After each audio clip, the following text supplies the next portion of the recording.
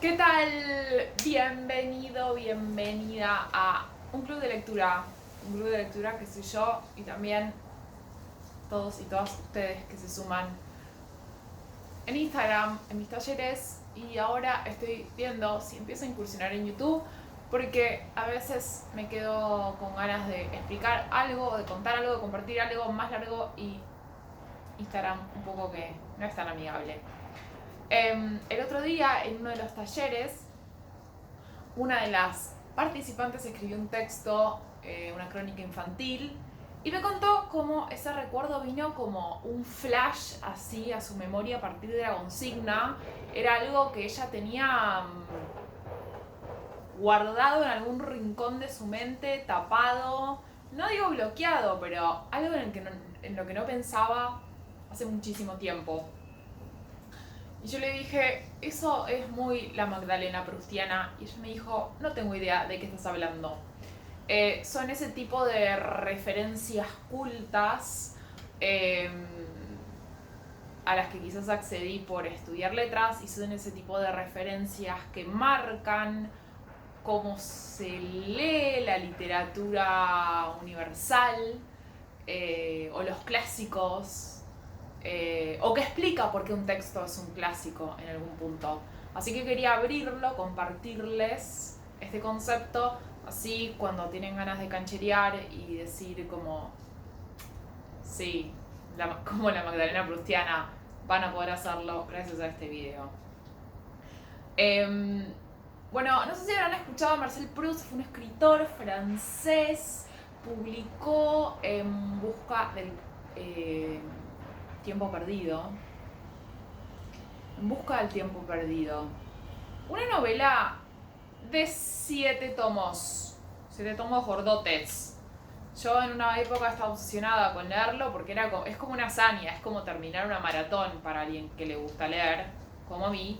Conseguí los libros de la traducción de Alianza, que es en su momento la que mis profesores me habían recomendado.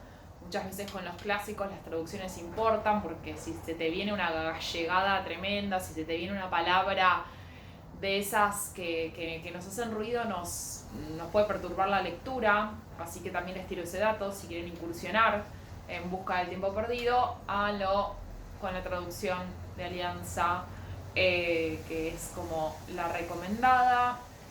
Estas 7 novelas fueron publicadas entre 1913 y 1927, y el primer tomo se llama Por el camino de Swan. Ese lo leí entero. Bueno, ¿por qué la Magdalena Proustiana es así un concepto? Básicamente porque en el primer capítulo de todos estos 7 tomos, ¿qué sucede? Tenemos un personaje principal que narra en primera persona y que cuenta que tiene insomnio y que no puede dormir. No puede dormir, no puede dormir, no puede dormir. Y un día sucede lo que va a marcar para siempre el interés que genera el tema de la memoria en el campo de la investigación hasta psicológica, este fragmento, y genera como la imagen para referirse a una circunstancia que a todos y a todas en algún momento nos ha pasado. Les quiero leer ese fragmento. Un fragmento, les digo de nuevo, del primer capítulo. Hacía ya muchos años que no existía para mí de Combray más que el escenario y el drama del momento de acostarme. Cuando un día de invierno, al volver a casa, mi madre, viendo que yo tenía frío, me propuso que tomara, en contra de mi costumbre, una taza de té. Así que acá estoy yo también. Primero dije que no, pero luego, sin saber por qué, volví de mi acuerdo. Mandó a mi madre por uno de esos bollos cortos y abultados que llaman magdalenas. Por eso acá tenemos. Ay, al fin, las compré ayer y al fin voy a poder darle un mordisco.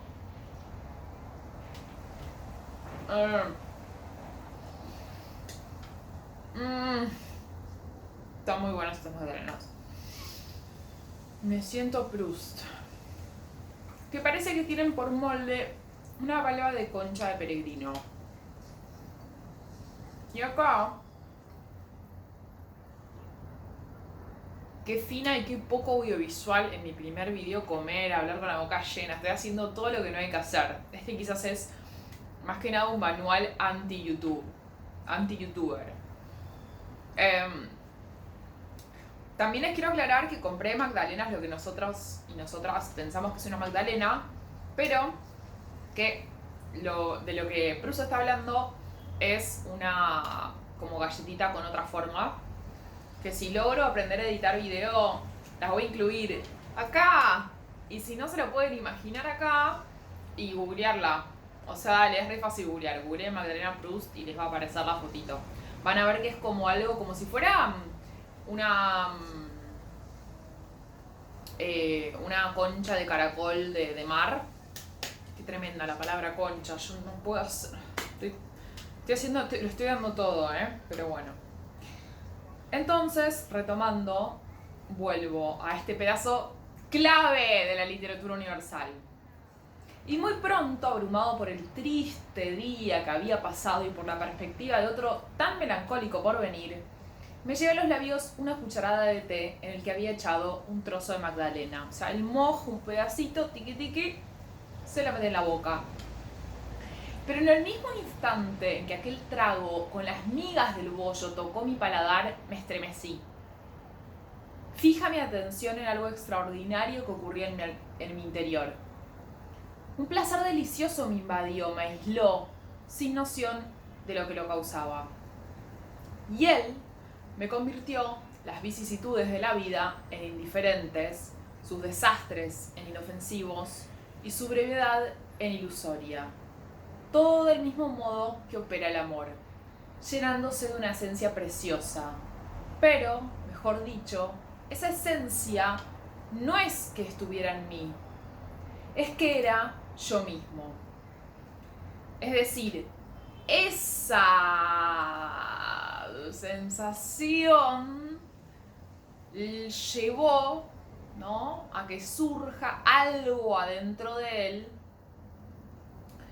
que tenía que ver con quién es él mismo, ¿no? Dejé de sentirme mediocre, contingente y mortal. ¿De dónde podría venirme aquella alegría tan fuerte? Me daba cuenta de que iba unida al sabor del té y del bollo, pero le excedía en mucho y no debía ser de la misma naturaleza. ¿De dónde venía y qué significaba? ¿Cómo llegar a aprenderlo? Bebo un segundo trago, que no me dice más que el primero. Luego un tercero, que ya me dice un poco menos. Ya es hora de pararse. Parece que la virtud del brebaje va aminorándose. Ya se ve claro que la verdad que yo busco no está en él, sino en mí. El brebaje la despertó, pero no sabe cuál es y lo único que puede hacer es repetir indefinidamente, pero cada vez con menos intensidad, ese testimonio que no sé interpretar y que quiero volver a pedirle dentro de un instante y encontrar intacto a mi disposición para llegar a una aclaración decisiva. Dejo la taza y me vuelvo hacia mi alma. Ella es la que tiene que dar con la verdad, pero ¿cómo? Grave incertidumbre esta, cuando el alma se siente superada por sí misma, cuando ella, la que busca, es justamente el país oscuro por donde ha de buscar, sin que le sirva para nada su bagaje. Buscar, no solo buscar, crear. Se encuentra ante una cosa que todavía no existe y a la que ella sola puede dar realidad y entrarla en el campo de su visión. Y otra vez me pregunto, ¿cuál puede ser ese desconocido estado que no trae consigo ninguna prueba lógica, sino la evidencia de su felicidad y de su realidad, junto a las que se desvanecen todas las restantes realidades? Intento hacerlo aparecer de nuevo. Vuelvo con el pensamiento al instante en que tomé la primera cucharada de té y me encuentro con el mismo estado, sin ninguna claridad nueva. Pido a mi alma un esfuerzo más, que me traiga otra vez la sensación fugitiva, Y para que nada le estorbe en ese arranque con que va a probar captarla, apartarla de mí todo obstáculo, toda idea extraña, y protejo mis oídos y mi atención contra los ruidos de la habitación vecina.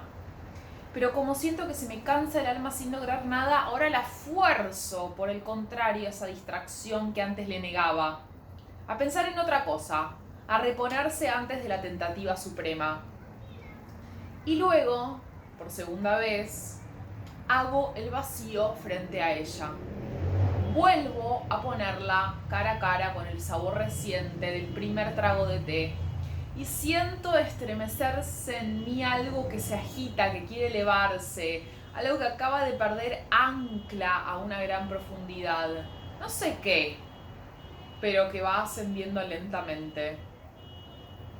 Percibo la resistencia y oigo el rumor de las distancias que va atravesando, como esa bocina. Indudablemente, lo que así palpita dentro de mi ser será la imagen y el recuerdo visual que, enlazado al sabor aquel, intenta seguirlo hasta llegar a mí. Pero lucha muy lejos y confusamente. Apenas si distingo el reflejo neutro en que se confunde el inaprensible torbellino de los colores que se agitan. Pero no puedo discernir la forma y pedirle, como a único intérprete posible, que me traduzca el testimonio de su contemporáneo, de su inseparable compañero el sabor, y que me enseñe de qué circunstancia y de qué época del pasado se trata. ¿Llegará hasta la superficie de mi conciencia clara ese recuerdo? Ese instante antiguo que la atracción de un instante idéntico ha ido a solicitar tan lejos, a conmover y a alzar en el fondo de mi ser. No sé, ya no siento nada. Se ha parado, quizá desciende otra vez. ¿Quién sabe si tornará a subir desde lo hondo de su noche? Hay que volver a empezar 1 y 10 veces, hay que inclinarse en su busca. Y a cada vez esa cobardía que nos aparta de todo trabajo dificultoso y de toda obra importante, me aconseja que deje eso y que me beba el té, pensando sencillamente en mis preocupaciones de hoy y en mis deseos de mañana, que me dejan rumiar sin esfuerzo. Y de pronto el recuerdo surge. Ese sabor es el que tenía el pedazo de magdalena de mi tía León, que mi tía Leoncia me ofrecía, después de mojado en su infusión de té o de tilo, los domingos por la mañana en Combray, porque los domingos yo no salía hasta la hora de misa, cuando iba a darle los buenos días a su cuarto. Ver la magdalena no me había recordado nada antes de que la probara. Quizás porque, como había visto muchas sin comerlas en las pastelerías, su imagen se había separado de aquellos días de Combray para enlazarse a otros más recientes. Quizás porque de esos recuerdos por tanto tiempo abandonados fuera de la memoria no sobrevive nada y todo se va desagregando. Las formas externas también, aquella tan grasamente sensual de la concha con sus dobleces severos y devotos adormecidas o anuladas, habían perdido la fuerza de expansión que la empujaba hasta la conciencia. Pero cuando nada subsiste ya de un pasado antiguo, cuando han muerto los seres y se han derrumbado las cosas, solos, más frágiles, más vivos, más inmateriales, más persistentes y más fieles que nunca, el olor y el sabor perduran mucho más y recuerdan y aguardan y esperan sobre las ruinas de todo y soportan sin doblegarse en su impalpable gotita el edificio enorme del recuerdo. En cuanto reconocí el sabor del pedazo de magdalena mojado en tilo que mi tía me daba, aunque todavía no había descubierto y tardaría mucho en averiguar por qué ese recuerdo me daba tanta dicha, la vieja casa gris con fachada a la calle donde estaba su cuarto vino como una decoración de teatro a ajustarse al pabelloncito del jardín que detrás de la fábrica principal se había construido para mis padres, y en donde estaba ese trucado lienzo de casa que yo únicamente recordaba hasta entonces. Y con la casa vino el pueblo, desde la hora matinal hasta la vespertina, y en todo tiempo la plaza a donde me mandaban antes de almorzar, y las calles por donde iba a hacer recados, y los caminos que seguíamos cuando había buen tiempo. Y como ese entretenimiento de los japoneses que meten en un cacharro de porcelana pedacitos del papel, al parecer informes, que en cuanto se mojan empiezan a estirarse y a tomar forma, a colorearse y a distinguirse, convirtiéndose en flores, en casas, en personajes consistentes y cognoscibles, así ahora todas las flores de nuestro jardín y las del parque del señor Swan y las ninfas del Vivón y las buenas gentes del pueblo y sus viviendas chiquitas y la iglesia y Combray entero y sus alrededores, todo eso, pueblo y jardines que va tomando forma y consistencia, sale de mi taza de té. Y así termina el primer capítulo de Por el camino de Swan. Así que este fenómeno que Proust está explicando, ¿no? Con su estilo, es un estilo muy expansivo, ¿no? Como habrán visto, son 7 tomos, todo lo que él empieza a recordar a partir del simple sabor de esta magdalena y de este té, que lleva a despertar ese universo de recuerdos que tenía en un lugar de la conciencia en donde estaban latentes, pero como si fueran dormidos. Entonces el fenómeno de Proust, la Magdalena de Proust, o el efecto proustiano, empezó a ser como la manera más fácil de nombrar a esto que nos pasa a todos y que tiene que ver con la memoria y la percepción de recuerdos que a veces ante un olor o un sabor se despiertan. No son recuerdos que voluntariamente traemos a la conciencia. Son recuerdos que sabores, olores, otra parte del cerebro hace que se despierten, ¿no?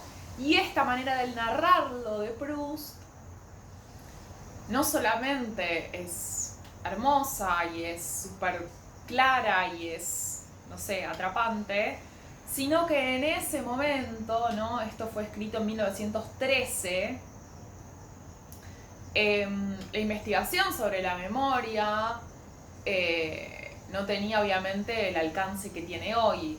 Entonces, en algún punto esto fue como un puntapié para que muchos investigadores e investigadoras se pusieran a ponerle foco a esto. Che, ¿cómo funciona la memoria? ¿Por qué tenemos recuerdos voluntarios y recuerdos involuntarios? ¿Qué tienen que ver los sentidos, ¿no? con la memoria? ¿Por qué es importante olvidar para también poder recordar? A partir de este fragmento que les leí, siguen 3000 palabras en el libro, ¿no?